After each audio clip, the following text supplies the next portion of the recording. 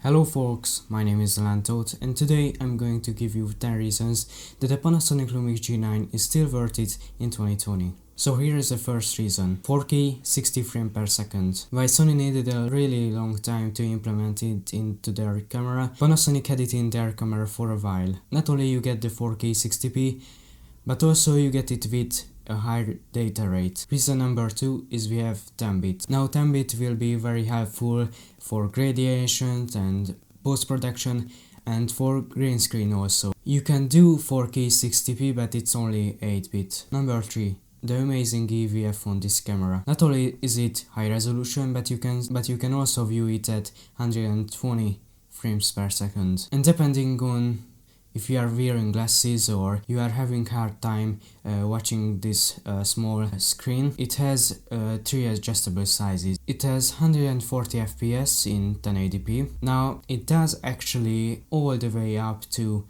180p, but I don't necessarily use it. There is an option in the camera that slows down the footage for you, but again, I wouldn't recommend it for you. Number 5. There are tons of function buttons. There is 2 in the front, there is another dial in front of the back, there's one of the left hand side and a few on the right hand side. You can actually use the joystick for some, and there's even touch screen function buttons. For example, if you're just using touch, there is actually one. That is actually number 6, the touch function buttons. Navigating all the other menus, they are all touched. Number 7 is the image stabilized. Now paired with the correct lens, you can get up to 6 taps of image stabilization. But not only that, it allows you to use lenses that hasn't got any image stabilization, and you still get 5 steps of image stabilization. Number 8. And again, I don't mean to pick on Sony because they took a while to include it, but this camera